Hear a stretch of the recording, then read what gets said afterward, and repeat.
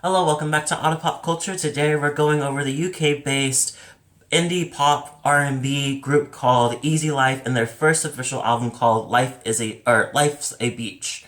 So this is a five-piece group of a band with a lead singer going by Murray, and he pretty much talks about. It seems like as much as this is a five people group, it seems like there's a couple of songs or a handful of songs that talk more specifically about Murray.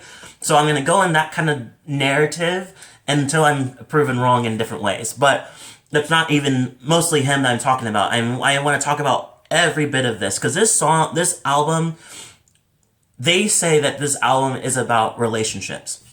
I definitely get that. There's a good chunk of the album, the majority of them is talking about relationships, but I also feel like it also talks about like self-worth and mental health and kind of going through and talking about just problems or thoughts that goes on in Murray's head about how he's feeling about certain things. So we go through that with a message to myself, which is the first song, and then we go to Living Strange and Nightmares and Music to Walk Home To, or the few songs that actually talk nothing about relationships. It seems like it's more talking about his state of mind.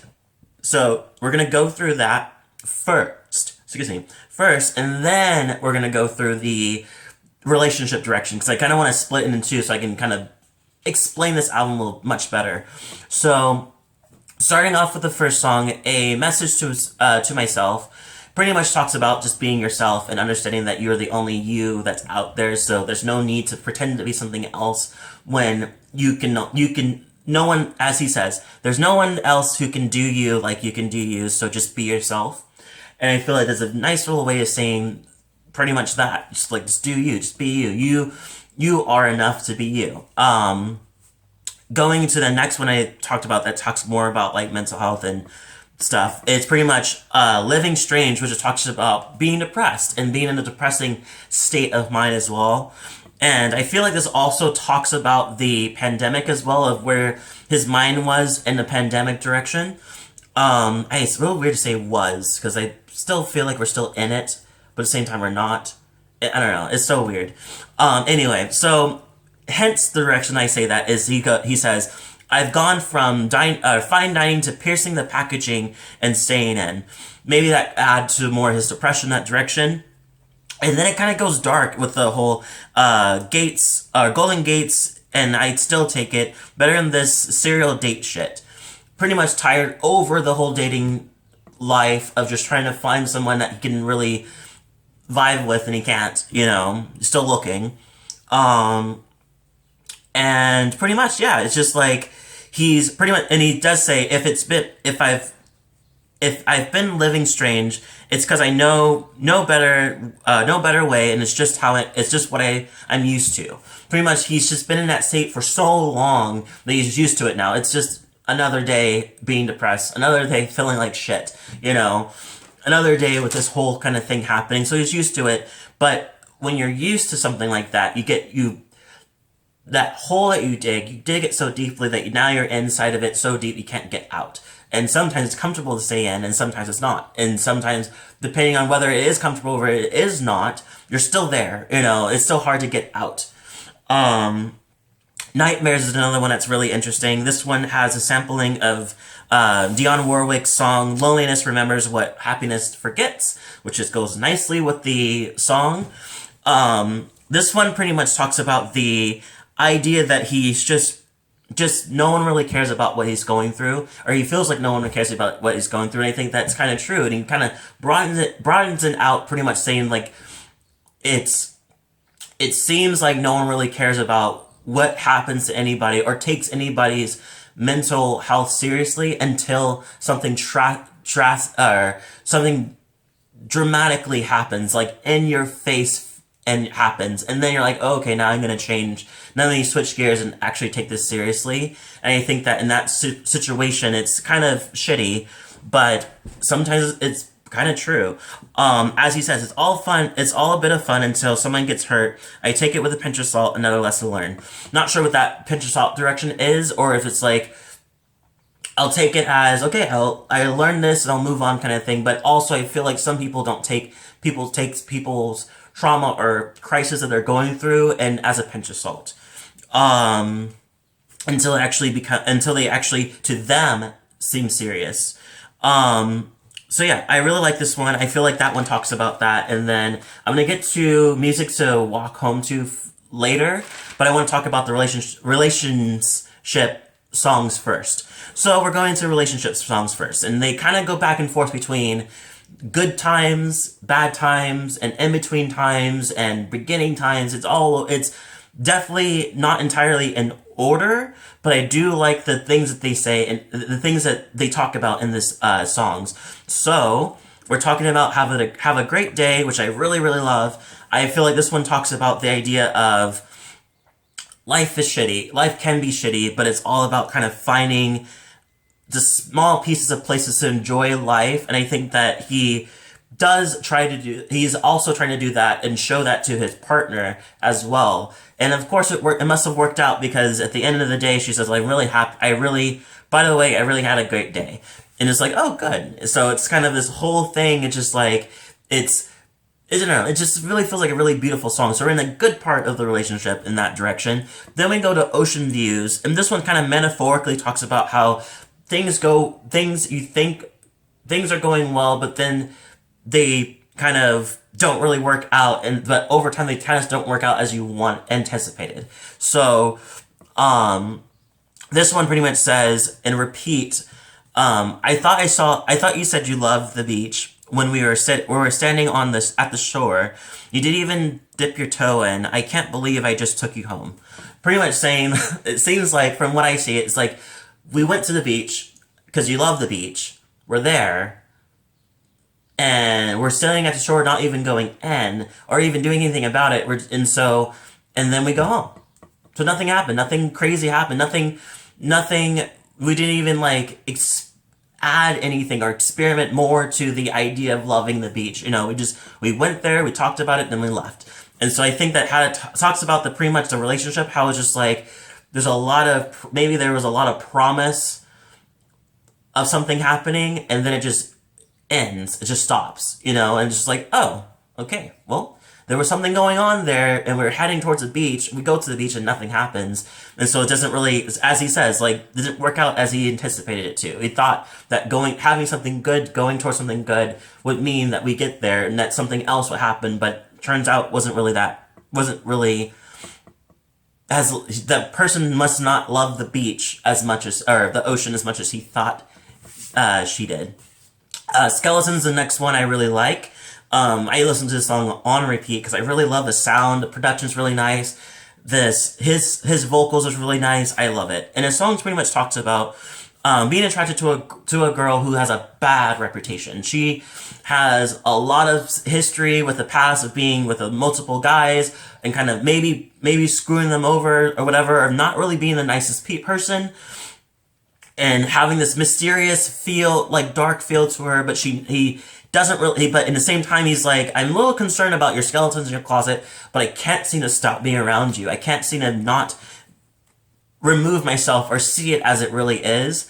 And so, and he says that, he's like, but I don't want to be just another one of your skeletons. And pretty much saying, I want this, but I don't want to be one of your other skeletons in your closet that you just kind of, to add to your bad reputation. I want this to be different. I want it to be a different thing where your reputation does not apply to our relationship kind of thing. But at the same time, he's not sure. He's really not sure. He says, got a good appetite for a bad reputation. And he also says, our future is all kombucha, but we never trust the weather forecast. Pretty much saying kombuchas are very cloudy. You can't really see, it's not a see-through kind of beverage. So when he says that, he's like, it's cloudy, you don't really know what's going to happen, or it's unclear of where this future is going. And even though we do see that the future is uncertain, we don't trust the weather. Pretty much saying the weather is cloudy, there's stuff going on that makes it seem like this is not may not work, but we're ignoring those signs because once again, he can't seem to help himself being around her, and he really likes those things about her, even though he knows that it might end badly because of ignoring these signs. But Daydreaming is another one I like. The first single to this, or Daydreams is the first single to this album. This one talks about pretty much just waiting for the call of a girlfriend to figure out if they're together or not, because apparently they haven't really talked in a while. And he says, you read my messages, but didn't get back at all. But that's the privilege of being beautiful. Pretty much saying that he kind of leaves her a little slack because she's very gorgeous and he really wants to be with her.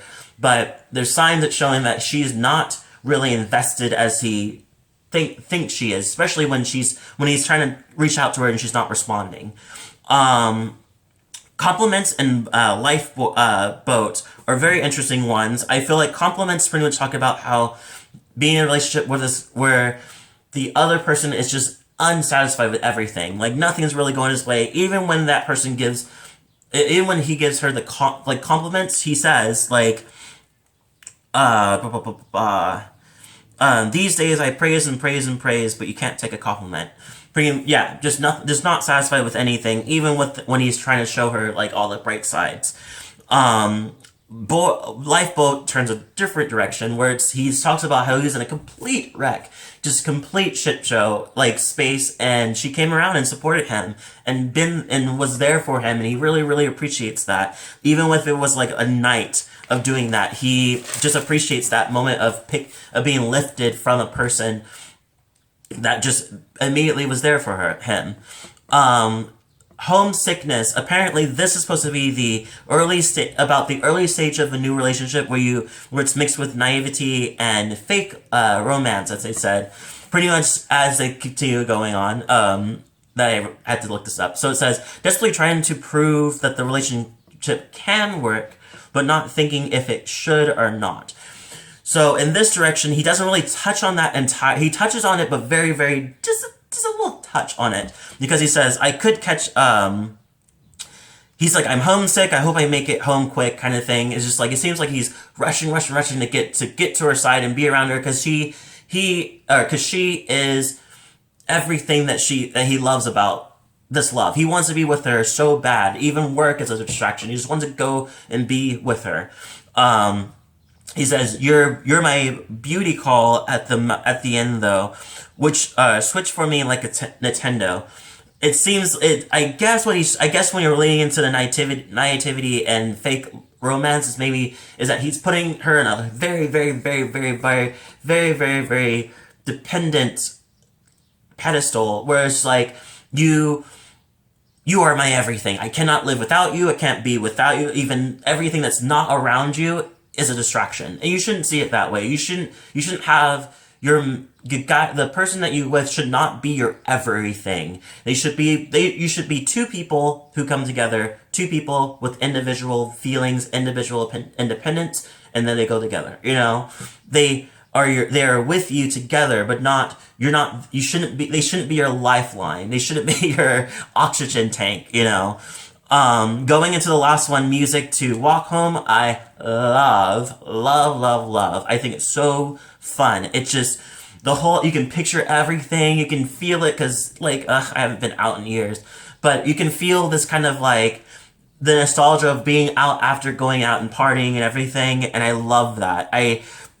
One thing I want to try out is that he talks about I'm gonna get home and get these, I'm gonna have cheese on toast with some salt and pepper and Perrins, and that's gonna be amazing. Which is a Worcestershire sauce. I can never say that word in how people kind of swing it. Side note, I thought Parents was a pretty much Leanne Parents. I didn't know it was Leanne Parents. So yeah. I really liked it. I love the idea. I love the picture of describing exactly what he's doing.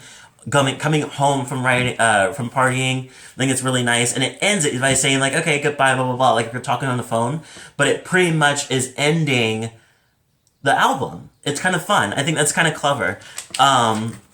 That's pretty much it I have for this album. I really enjoy this album. I cannot wait to see what else they're gonna release. And I've listened to some of their older ones. I really, really love their sound. They definitely have officially have a spot in my favorites of people I'm watching to see what else they have to offer.